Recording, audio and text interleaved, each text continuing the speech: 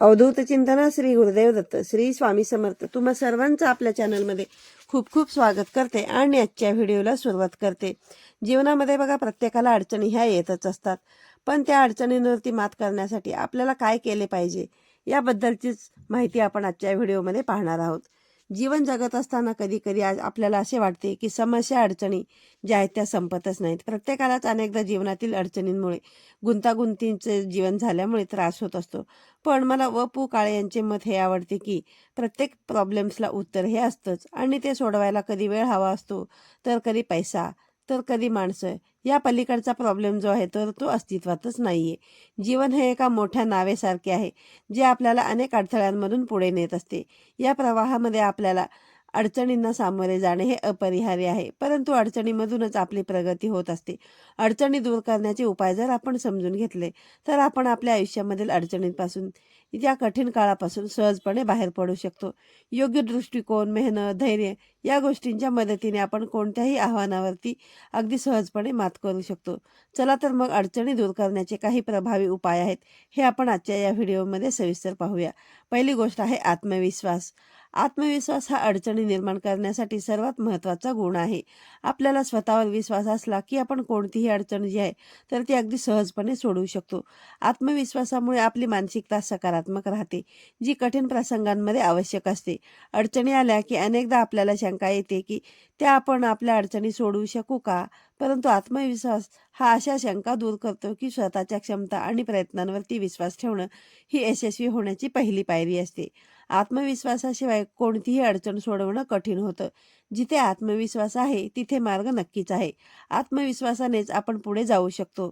आपल्या धैर्याच्या दिशेने स्वतःवरती पूर्ण विश्वास ठेवा।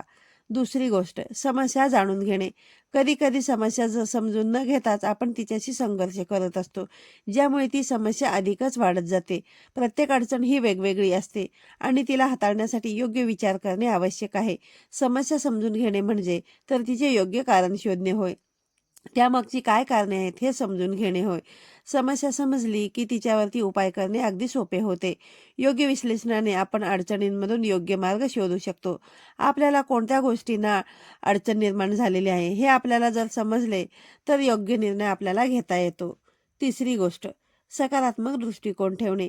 कठीण प्रसंगांमध्ये नकारात्मक विचारांमध्ये अडकणे सोपे असते, मात्र सकारात्मक दृष्टिकोन जर आपण ठेवला तर अडचणींना संधींमध्ये आपण बदलू शकतो। जीवनामध्ये प्रत्येक कठीण प्रसंग आपल्या शिक्षणाचा भाग असतो। सकारात्मक दृष्टिकोन आणि आपण आव्हानांना बघा संधी म्हणून देखील पाहू शकतो। अडचणीतूनही काहीतरी चांगलं आपल्याला शिकता येतं, असा विचार ठेवणे देखील आवश्यक आहे। जेव्हा आपण सकारात्मक असतो तेव्हा आपल्याला मार्ग सुचत असतात, जे अगोदर दिसत नव्हते। सकारात्मक आपल्याला बघा आपल्या मनशक्तीला मजबूत बनवते। जीवनामध्ये कितीही मोठ्या अडचणी आल्या तरी त्यांना सामोरे जाण्याचा आत्मविश्वास सकारात्मकतेमुळे येत असतो। त्यामुळे नेहमी सकारात्मक विचार ठेवले पाहिजेत। चौथी गोष्ट, लवचिकता वाढवणे। लवचिकता म्हणजेच बघा समोर जशी परिस्थिती आहे ना त्याप्रमाणे स्वतःमध्ये बदल करणे। निसर्गाचा हा नियमच आहे, समोर असणाऱ्या परिस्थितीप्रमाणे जर तुम्ही स्वतःला बदलले नाही तर निसर्ग तुम्हाला नष्ट करतो। अडचणींना तोंड देताना लवचिकता ही महत्त्वाची भूमिका बजावत असते। आपण कोणत्याही परिस्थितीत तग धरू शकतो। कठीण प्रसंगामध्ये आपल्याला काही वेळा परिस्थिती अनुकूल होईपर्यंत तग धरणे गरजेचे असते। अडचणींच्या वेळी कधी कधी आपले नियोजन फसू शकते। अशा वेळी लवचिकता राखली तर अशा परिस्थितीमधून आपण जुळवून घेऊ शकतो। लवचिकता ही आपल्याला प्रत्येक आव्हानातून बाहेर पडण्याचा मार्ग दाखवते। कठीण काळामध्ये लवचिक असणं म्हणजेच बदलासोबतच चालणे होय। आपले विचार आणि कृतीमध्ये बदल करण्याची तयारी आपल्याला ठेवावी लागते। पाचवी गोष्ट, धैर्य आणि संयम ठेवणे। धैर्य आणि संयम हा बघा यशस्वी व्यक्तींचा एक मुख्य गुणधर्म आहे। अडचणी तात्काळ सोडवता येत नाहीत, त्यासाठी वेळ आणि प्रयत्न आवश्यक असतात। धीराने काम केल्यास आपण योग्य निर्णय घेऊ शकतो। अडचणींमध्ये जर आपण घाई केली की अनेकदा आपल्याकडून चुका होतात, आणि जर आपण संयम राखला तर ते संयम राखल्यामुळे आपण शांतपणे विचार करू शकतो आणि अडचण देखील आपल्याला शोधण्याचा मार्ग मिळू शकतो। जीवनातील कोणतेही आव्हान लगेच सोडवता येत नाही, त्यासाठी धैर्य हे महत्त्वाचे असते। योग्य वेळी योग्य निर्णय घेऊन आपण जीवनामध्ये यशस्वी होऊ शकतो। पुढची सहावी गोष्ट, योग्य नियोजन करणे।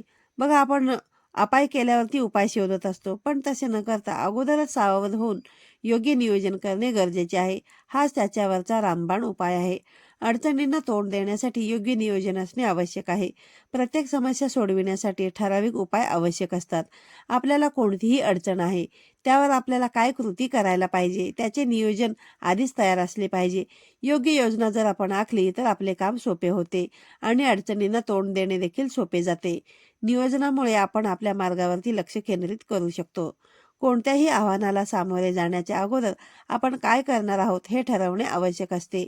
नियोजन आपल्याला समस्या सोडवण्यासाठी योग्य दिशा दाखवत असते. 7वी गोष्ट, वेळ आलीच तर मदतीसाठी इतरांकडे वळणे. कधी कधी अडचणी बघा स्वतःहून सोडवणे कठीण होते.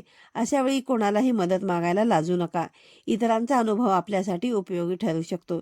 ज्यांनी अशा प्रकारच्या अडचणींना तोंड दिलेले आहे त्यांची मदत घेणे हे शहाणपणाचे निर्णय असते. मदतीने अडचणी सोडवणे सोपे होते आणि वेळही आपला वाचतो. इतरांच्या अनुभवातून आपण शिकू शकतो आणि आपले निर्णय देखील सुधारू शकतो. कधी कधी एखादा सुचवलेला सल्ला देखील आपल्याला त्या समस्येचा एकदम योग्य उपाय देखील असू शकतो. त्यामुळे योग्य वेळी मदत घेणे आवश्यक असते. पुढची 8वा उपाय, समस्या तात्काळ टाळण्याचा प्रयत्न न करणे. कधी कधी अडचणींना टाळणे हाच मोठा धोका ठरत असतो. अडचणींना टाळण्याचा जर प्रयत्न केला तर त्या अडचणी आणखीन वाढू शकतात. तात्काळ समस्या बघा हाताळणे आणि सोडविणे हे महत्त्वाचे असते. अडचणी येतात तिचा सामना करणे हा यशस्वी होण्याचा एक मार्ग आहे.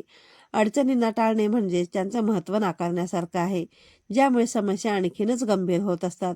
त्यामुळे अडचणींना न घाबरता त्यांना सामोरे जाणे आवश्यक आहे.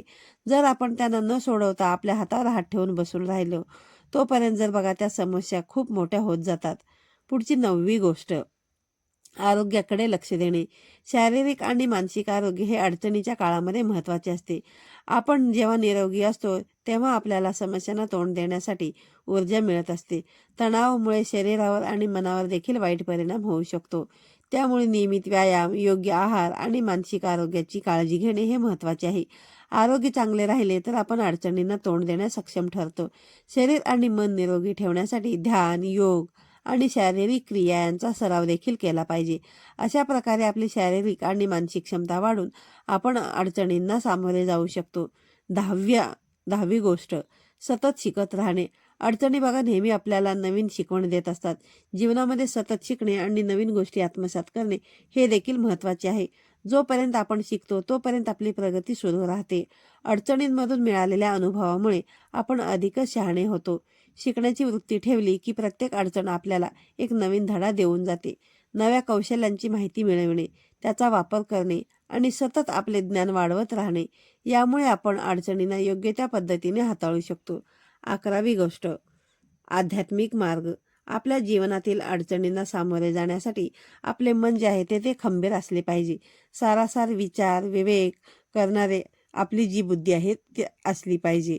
आपल्या बुद्धीला क्रिटिकल थिंकिंग म्हणजेच आपले काय चुकले, कशामुळे चुकले, आपल्याला आपल्या अडचणीच्या मूळ संकटांचे कारण काय आहे हे आपल्याला शोधता आले पाहिजे आणि आपल्या बुद्धीमध्ये प्रॉब्लेम सोडवण्याची म्हणजेच अडचणींमधून मार्ग काढण्याची शक्ती असली पाहिजे.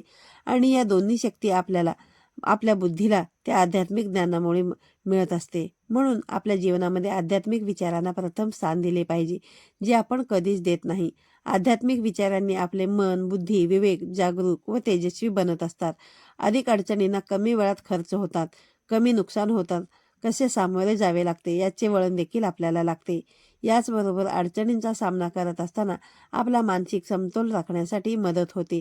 ज्यावेळी अफजल खान चालून आले होते तेव्हा छत्रपती शिवाजी महाराजांनी याचं क्रिटिकल थिंकिंग आणि प्रॉब्लेम सॉल्विंग बुद्धीचा पूर्ण क्षमतेने वापर केला होता आणि विजय मिळवून संकटाला तोंडावरती पाडले होते. यासाठी जिजाऊंनी शिकविलेले रामायण आणि महाभारत हे त्यावेळेस त्यांना कामाला आले होते.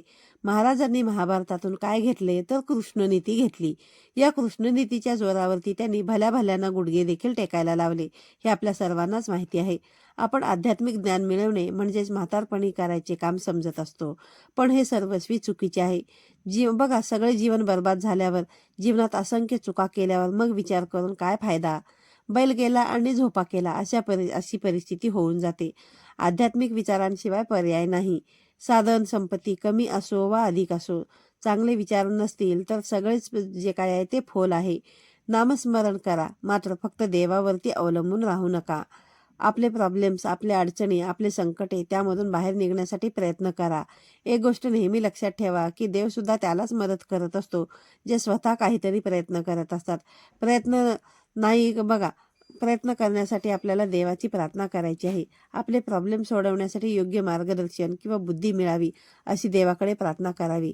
बघा, समस्या कधी संपत नाहीत असे आपण म्हणत असतो, पण समस्यांना पाहण्याचा दृष्टिकोन जर बदलायचा असेल तर आज ही जी कथा मी तुम्हाला सांगणार आहे ती कथा तुम्ही पूर्णपणे ऐका. कथेच्या शेवटी तुमची विचार करण्याची पद्धत नक्कीच बदलून जाईल. ही कथा तुमच्या हृदयाला स्पर्श करेल. चला तर कथेला सुरुवात करते. राजस्थानमधील एका गावामध्ये एक माणूस राहत होता. तो नेहमी कोणत्या ना कोणत्या समस्येने त्रस्त असायचा आणि त्यामुळे तो त्याच्या आयुष्यामध्ये खूप नाराज होता. एके दिवशी त्याला कुठून तरी माहिती मिळाली की एक साधू बाबा त्यांच्या शिष्यांना घेऊन गावामध्ये आलेले आहेत. त्याने ठरविले की साधू बाबांना भेटायचे आणि त्यांच्या जीवनातील जो काही त्याच्या जीवनामध्ये समस्या आहे त्याच्यावरती उपाय विचारायचे. संध्याकाळी साधू बाबा ज्या ठिकाणी मुक्कामाला जात होते तिथे पोहोचला. काही वेळ वाट पाहिल्यानंतर त्याला साधू बाबांना भेटण्याची संधी मिळाली. साधू बाबांना नमस्कार करून तो म्हणाला, बाबा, माझ्या आयुष्यात एकामागून एक येणाऱ्या समस्यांमुळे मी खूप त्रस्त झालो आहे. एकाची सुटका होण्याआधीच दुसरी समस्या समोर येते. घरातील समस्या, कामाच्या समस्या, आरोग्याच्या समस्या आणि इतर अनेक समस्या. असे दिसते की माझे संपूर्ण आयुष्य समस्यांनी वेढलेले आहे. कृपया मला काही उपाय सांगा जेणेकरून माझ्या आयुष्यातील सर्व समस्या दूर होतील आणि मी शांत आणि आनंदी जीवन जगू शकेल. त्याचे बोलणे ऐकून साधूबाबा हसले आणि म्हणाले, बेटा, मला तुझी समस्या काय आहे हे समजलेली आहे. ती सोडवण्याचे उपाय मी तुला उद्या सांगेन, पण त्याआधी तुला माझ्यासाठी थोडे काम करावे लागेल. तो व्यक्ती लगेचच तयार झाला. बाबा म्हणाले, बेटा, माझ्या ताफ्यामध्ये 100 उंट आहेत. आज रात्री तू त्यांचे रक्षण करावे अशी माझी इच्छा आहे. जेव्हा 100 उंट बसतील तेव्हा तू झोपी गेलास तरी देखील चालेल. असे बोलून बाबा आपल्या मंडपामध्ये झोपायला गेले आणि तो माणूस उंटांची काळजी घ्यायला गेला. दुसऱ्या दिवशी सकाळी बाबांनी त्याला बोलावून विचारले, बेटा, तुला रात्री नीट झोप लागली होती ना? त्यावेळेस तो म्हणतो, कुठे बाबा, मला रात्रभर क्षणभरही झोप नाही आली. मी सर्व उंटांना एकत्र बसवण्याचा खूप प्रयत्न केला जेणेकरून मी शांतपणे झोपू शकेल, पण माझ्या प्रयत्नांना यश आले नाही. काही उंट स्वतःच खाली बसले. मी खूप प्रयत्न करूनही काही खाली बसले नाहीत, तर काही जण उभे राहिले, असे त्या व्यक्तीने बाबांना उत्तर दिले. त्यावेळी बाबा हसले आणि म्हणाले, बेटा, काल रात्री तुझ्यासोबत असे का घडले की अनेक स्वतःच खाली बसले. तुझ्या प्रयत्नांमधून अनेकांना तू बसवलेस. तुझ्या परीने तू प्रयत्न करूनही अनेक जण बसले नाहीत. नंतर तू पाहिले की त्यांच्यापैकी काही स्वतःच बसले आहेत. बाबा, अगदी तसंच झालं, असं तो माणूस म्हणाला. तेव्हा बाबांनी त्याला समजावले, बेटा, तुला समजले आहे का की जीवनातील समस्या सुद्धा अशाच असतात. काही समस्या स्वतः सुटतात, काही प्रयत्नानंतर सुटतात आणि काही प्रयत्न करूनही सुटत नाहीत. त्या समस्या वेळेवरती सोडून द्या. योग्य वेळ आल्यावर आपोआपच त्यांचं स्वतःहून निराकरण होतं. काल रात्री तुला हे लक्षात आलं असेल की तू कितीही प्रयत्न केले तरी सर्व उंटांना एका वेळी बसू शकला नाहीस. तू एकाला बसवले तर दुसरा उभा राहतो. जर तू दुसऱ्याला बसवले तर तिसरा उभा राहतो. जीवनाचे प्रश्न सुद्धा उंटासारखेच आहेत. एक समस्या सुटण्याआधीच दुसरी समस्या निर्माण होते. समस्या या जीवनाचा भाग आहेत आणि नेहमीच राहतील. कधी कमी तर कधी जास्त. तुम्हाला स्वतःमध्ये बदल घडवून आणायचा आहे आणि सतत त्यांच्यामध्ये अडकून न राहता त्यांना बाजूला ठेवून आयुष्यामध्ये पुढे जायचे. त्या माणसाला त्या बाबांचे शब्द समजले आणि त्याने ठरवले की यापुढे तो कधीही त्यांच्या समस्यांना आपल्यावरती वर्चस्व गाजवू देणार नाही. चूक असो वा दुःख, सुख असो वा दुःख, आपण आयुष्यामध्ये सतत पुढे जाण्याचा प्रयत्न करावा. जीवनातील अडचणी या अपरिहार्य आहेत, परंतु त्यांच्यावरती मात करून पुढे जाणे हीच आपली खरी ताकद आहे. अडचणींना सामोरे जाताना धैर्य, संयम, आत्मविश्वास आणि सकारात्मक दृष्टिकोन आवश्यक असतो. अडचणी आपल्याला जीवनामध्ये नवीन शिकवण देत असतात आणि आपल्याला अधिक मजबूती बनवत असतात आणि यशस्वी होण्यासाठी सज्ज करतात. योग्य नियोजन, मदत घेणे आणि सतत शिकण्याची वृत्ती हे अडचणी दूर करण्याचे महत्त्वाचे घटक आहेत. आपण जेव्हा या सर्व गुणांचा अवलंब करतो तेव्हा कोणतीही अडचण आपल्याला मागे टाकू शकत नाही. म्हणूनच अडचणींना आव्हान म्हणून तुम्ही स्वीकारा आणि जीवनातील प्रत्येक समस्यामधून, प्रत्येक संकटामधून यशस्वी होण्याचा मार्ग शोधून काढा. पुन्हा भेटूया अशा सकारात्मक विचारांसह. तुमचे जीवनसुद्धा असेच सकारात्मक विचारांनी भरून जावो ही स्वामींच्या चरणी प्रार्थना करते.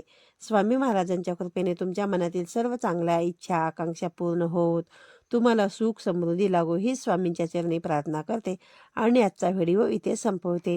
व्हिडिओ आवडल्यास व्हिडिओला लाईक करा, शेअर करा आणि जास्तीत जास्त नातेवाईकांपर्यंत पाठवा. तोपर्यंत सर्वांना श्री स्वामी समर्थ.